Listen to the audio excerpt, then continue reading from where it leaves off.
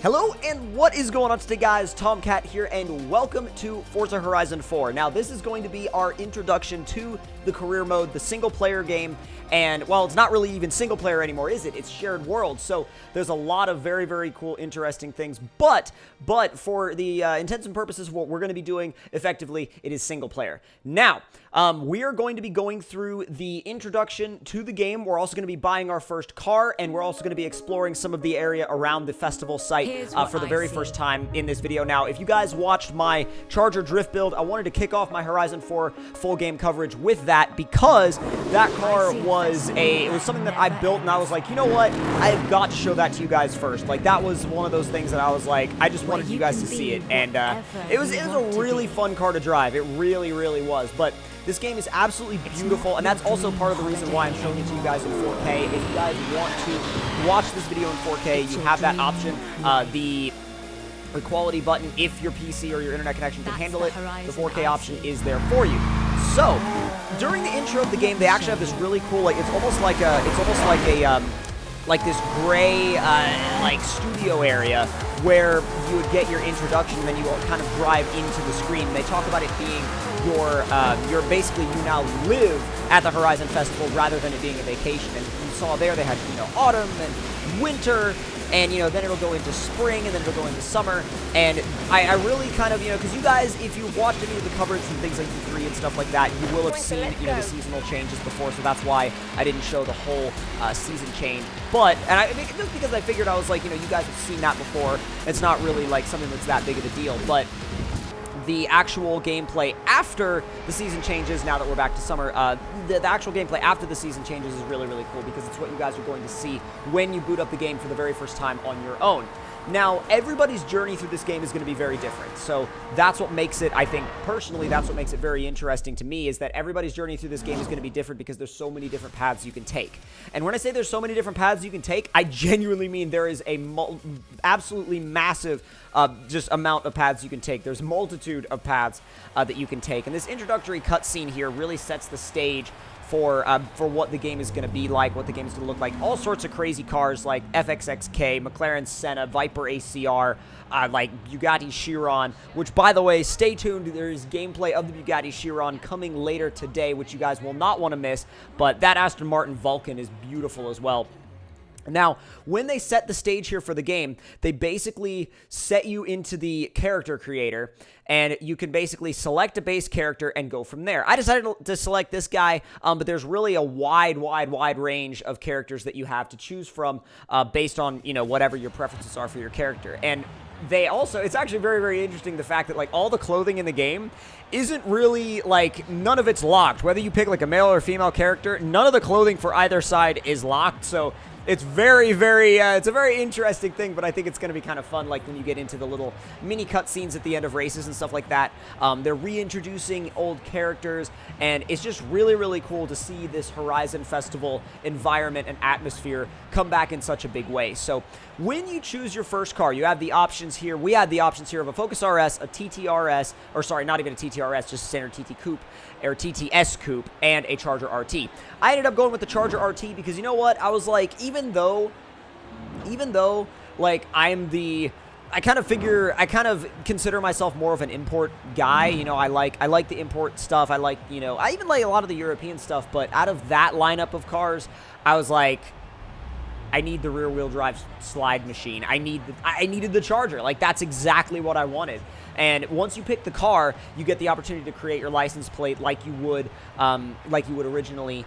And kind of creating your license plate is such a simple thing, but it's one of those things that, over the long run, it's kind of like, it makes the car very personal to you. It makes the car very personal to you. It makes the game experience more personal to you, I think, because then you've got, like, a piece of your own little in-game identity on the car. And of course, if you're a painter, then you have all sorts of pieces of your in-game identity on the car. But for most players, that license plate is their little, like, in-game identity extended onto the car, and I think it's a really cool thing. Like, the idea of having your own little vanity plate is a really cool thing. But once you pick your own car, you're pretty much, like, you can set off from that point. Like, you're really, like, they let you go. They give you a couple races and they let you go. I mean, like, if you want to go and explore all throughout the world, like, you're good to go. If you want to go straight to a race, you're good to go. And by the way, this map is beautiful. When you get into the game, the map is absolutely gorgeous. And as you can see up here, we do have some very twisty drift roads. Some of them are paved, some of them are dirt. You guys will see those also in a video coming very, very soon. I have a video coming on the best driving roads in Horizon 4 so far, which you guys are not going to want to miss. And the map itself, like I said, is just a really nicely built map, nicely designed map. I absolutely love the map. It's actually way, like, in my opinion, I really prefer it to the Horizon 3 map. It's such a step up in terms of verticality, in terms of depth, in terms of what you can do. There's so many more things to do on this map, and I know a lot of people were very worried about that. They were like, oh, well, if it's about the same size as Horizon 3, then isn't it going to be, like, isn't the map going to play about the same? And the answer to that is absolutely not. Now, this is a stock Charger RT with all assists off, so there's no traction control on here, there's no stability control on here, we're running manual with clutch, and this is the drift pad at the festival that you guys will have seen in my other video. It's just this time we have it in the daytime. So we kind of like drove around the drift pad for a little while, and in this video I was kind of getting used to everything because this was literally my first hands-on experience with the game at all. So, and you know what? This car in complete and total stock form, even though it's, you know, yeah, the hardware is very, very old. The tires are very, very old. Everything about this car is very, very old.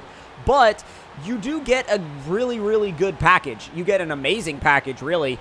And you kind of get a package that's really great to learn how to drift in. I mean, if you want to have whatever car is going to be like the most easy of an introduction to learn how to drift, use this thing. Use this thing. I mean, the drifting is going to be really nice and slow. So you'll learn how to catch a car slowly. You'll learn how to catch a car basically in slow motion when you learn how to drift in something like this. So you're going to be much better off if you do that than if you just try to like barrel through with cars that are way faster and not learn the basics of what you're doing. And that little circle back there, the little circular drift pad, gives you such a great place to learn that you don't have to go and seek out parking lots anymore. You don't have to go and seek out, you know, whatever weird open areas or find like a certain corner and fast travel there all the time, especially if you haven't unlocked, you know, your fast travel ability yet. That's one of those things where you have to think like, oh, they put it right there in the festival for us, right there in the festival. And I think for really anybody that likes to drift, it's a great thing, but especially for people that are new to it, that's the biggest thing, really. Like, that's the people that I think it benefits the most, is the people that are learning to drift, that really need a space right there at the festival to practice, to hone their skills, and to perfect their own tune, because that's another part of learning how to drift in the beginning, is if you don't know how to tune, you need a place where it's going to give you feedback on how the car is reacting, like, immediately. You want immediate feedback. So you be able to do your tune and then go right back to drifting at that little circular drift pad, and then, you know, adjust your tune again, go try it out again, adjust your tune again, go try it out again. Like, right there in that same area. So that's probably one of the best things as well, is being able to have that available to you as a miniature, like, little test track, because the festival at this point almost doubles as a test track, because you have tight corners that you can test your car out on. You have that circular drift pad where you can see how much slip angle you can get. You can check your drift tunes out. And really, they've pretty much made the festival such a hub that you don't really need to go anywhere else to test how a car's going to feel.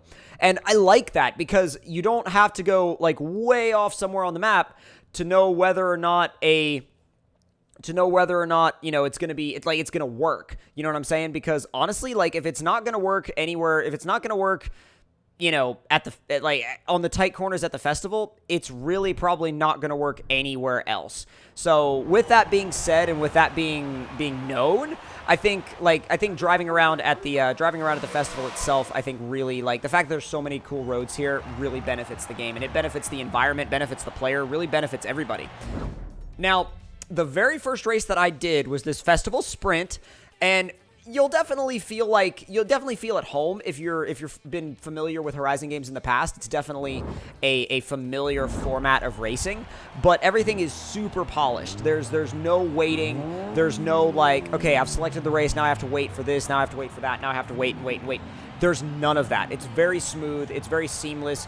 You just get into the race and bam, you're in the race. There's no weird waiting. There's no strange, waiting for one screen to move to another screen. Nothing ever extracts you from the experience of the game, which I think is a really big deal, because once you're extracted from the experience of the game, then you have to, like, it breaks that connection that you're having with the game. You know what I'm saying? Like, it breaks that focus. And once that focus is broken, I mean, you can get it back, but you're kind of, like, put outside of the game for a little while before you actually get to go back into it. So that's, I think, a big deal, because it keeps the focus and it keeps the immersion and it keeps really everything there and keeps it consistent. And you don't feel like you have to wait for anything. You just feel like you're playing the game, and there's no roadblocks or weird walls or like, effectively, like, loading walls in the way of getting in and out of things. So that was a big thing for me, and a big evidence of how polished this game is, because this game is so incredibly polished. Like, that's one of the things that I think a lot of people may not be expecting once the game comes out, is like, Horizon games and Forza games in general are always very polished, but this game is just, it's on a level that we haven't seen before.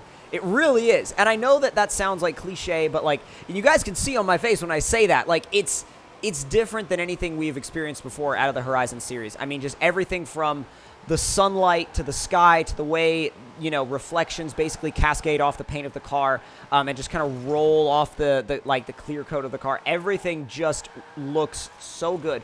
But it's not just looks. The game drives very well. The cars feel wonderful. They handle great. And not only do they handle great, but they all have their own unique feel, which we've grown accustomed to in the Horizon series and in Forza in general. But with the cars all having their own unique feel, the game also has its own unique feel. And it definitely, like, if you're a longtime Forza player, you will definitely feel at home here. These are true Forza physics, but they have been refined to a level that we haven't seen before, especially in a Horizon game.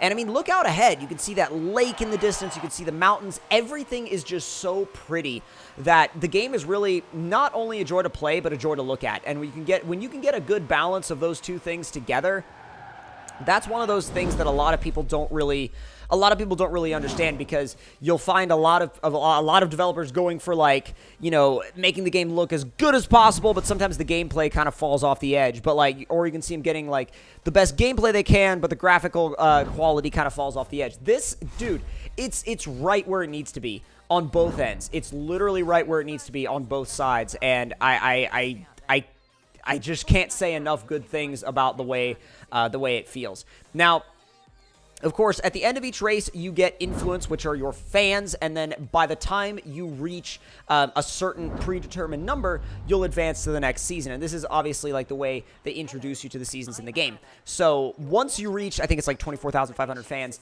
you would advance into Autumn.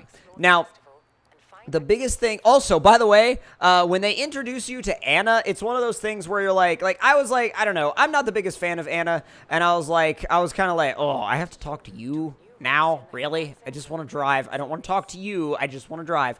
And Anna has come a long way. I still am not the biggest fan of having her there, but she is what she is, put it that way. She is what she is, and I mean, as far as having her there, it's like not like a problem for the game. It doesn't negatively affect the game or anything like that, but at the end of the day, it is one of those things where I know there's going to be some players that are going to hear that name and they're going to go, ugh, but you don't have to. That's the thing, is you don't have to use Anna, for navigation and stuff like that. It's just, you can kind of just do your own thing and effectively ignore her for the most part, but really at the end of the day, like, it's there as a function if you want to use it. It's there as a function if you want to use it, and I think a lot of people, they overlook that and they go, oh my god, it's there. And I'm like, yeah, it's there, but you don't have to use it if you don't want to.